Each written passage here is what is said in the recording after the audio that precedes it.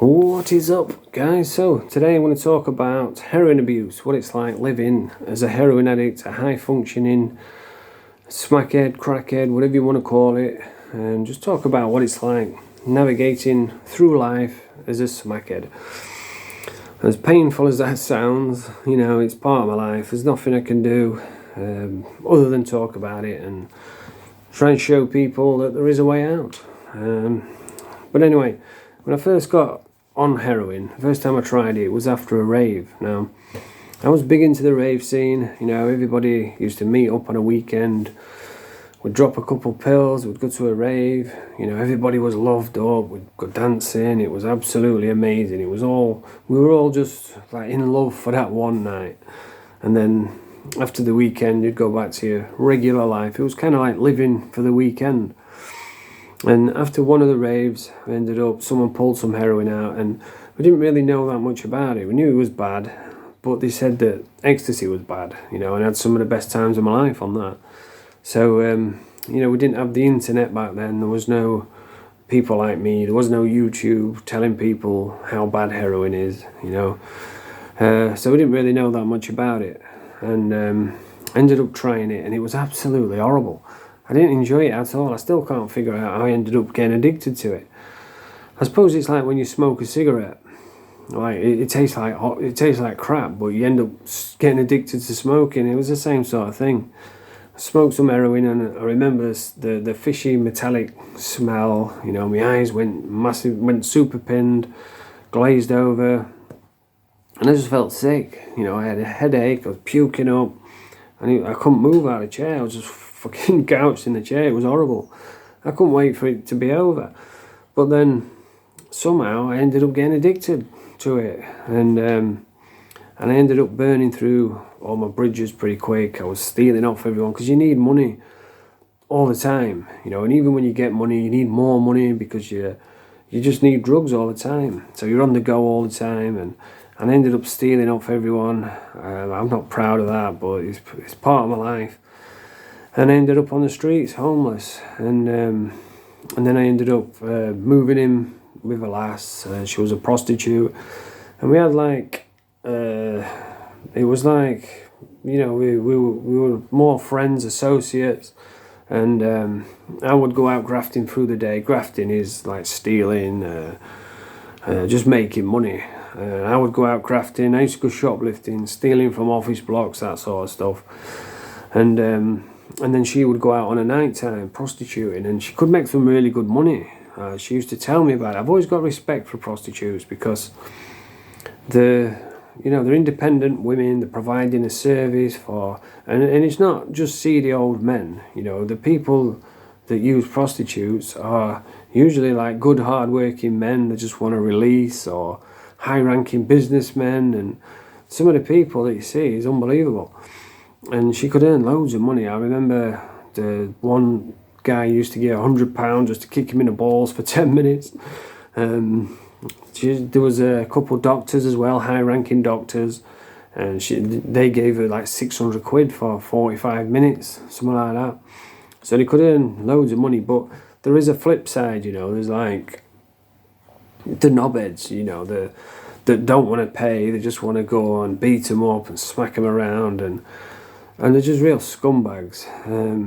And there was also some of the women that I knew, a lot of them got murdered, you know. So it's not an easy life, it's a hard life. She used to come back with black eyes. I've known lasses get their teeth knocked out and raped, and one of the lasses got her eyes stabbed out and her throat cut. She was one of my friends. One got beat to death in an alleyway, in a subway, sorry. And she was skinny as hell, tiny little thing, and she got beat to death in a subway. One of them got thrown out of a high-rise flat, and so it's a real tough life. And I remember back then I was so skinny, I was emaciated, you know.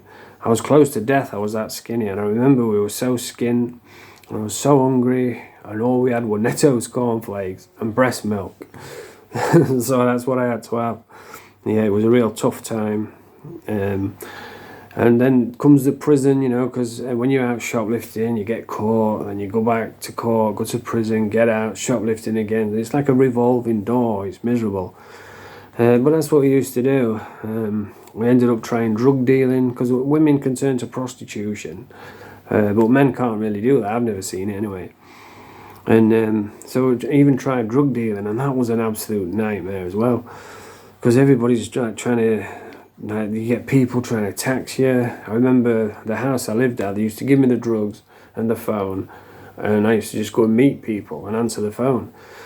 And there'd be people banging on the front door, people banging on the back door, there'd be coppers following me. It was on top to death. It was just never ending. And then you get people coming trying to tax you. I remember, this is why I hate tax men, you know, because I've been taxed many times.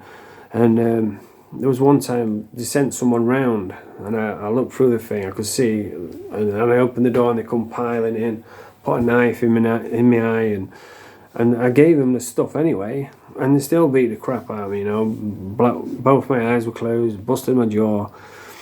They're just scumbags. They got what they wanted, so they could have just left. But that's what they're like. And that's what it's like, dealing drugs. Oh, man, it's rubbish. And you're on the go 24/7. And that's why people struggle. People think that when you get clean from drugs, because I was caught in this lifestyle for years, I couldn't get out of it. And then when I hit rock bottom after getting robbed and taxed, and I just left everything and left. And I decided to do my detox. And people don't realise, they think that you just do a detox, a couple of weeks, and then off you go into this merry new life. But it's not like that. First of all, you've got to get through the detox, which is a brutal, miserable time. You can't sleep, so it lasts twice as long. You're suffering all day and all night. Stomach hurts, your bones are aching, you can't keep still, but you're too tired to move. It's horrible. You're being sick, your head's hurting. And this lasts for weeks. And you know, at your back of your mind, it all goes away if you just buy a bag of heroin. It can all be gone in an instant.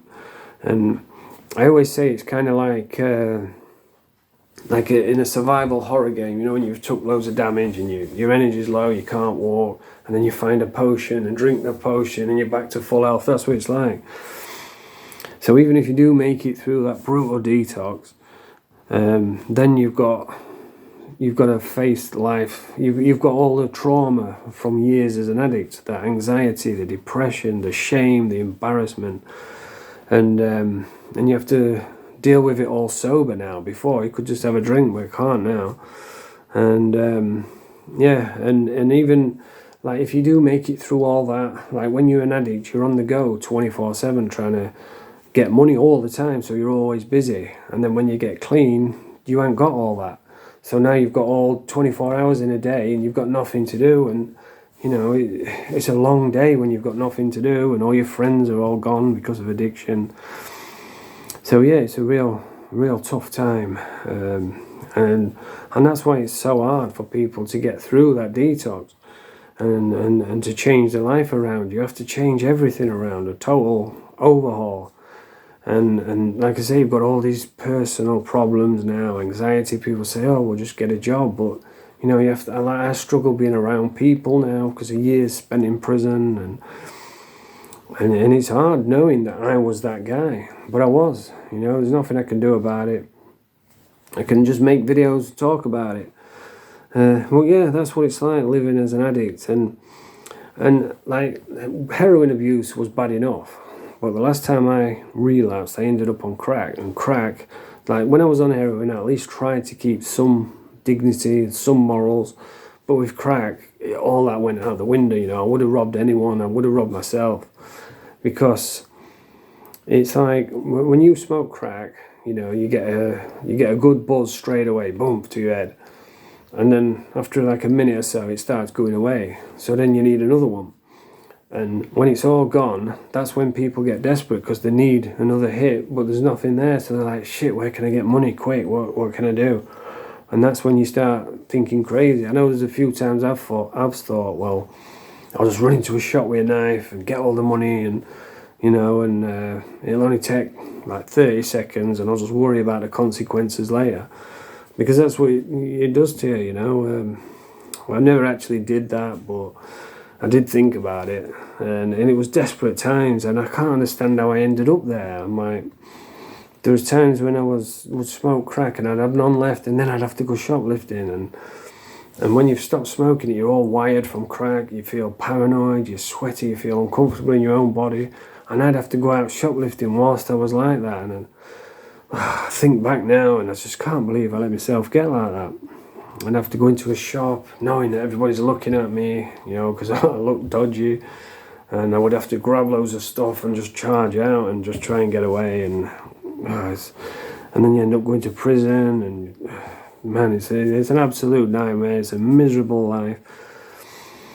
But, you know, if you're struggling and you think that you're too far gone, like I did for many years, it's never too late, because look at me now. I'm in recovery now, and I could never ever see myself being here now. I mean, like 3-4 years ago, if you'd have said to me, in 3 years' time, you'll have thousands of subscribers on YouTube. You know, you'll be doing videos, you'll have people coming to shake your hand in the street, you'll be inspiring and motivating thousands of people. I would have looked at you, gone out, like, this is no way, that's impossible. But it's not. I'm here now, I'm doing it, so it's not impossible. It's impossible until it isn't. So, you know, if you're struggling, if you think life's hard, you know, you're too far gone, you're not. You're never too far gone.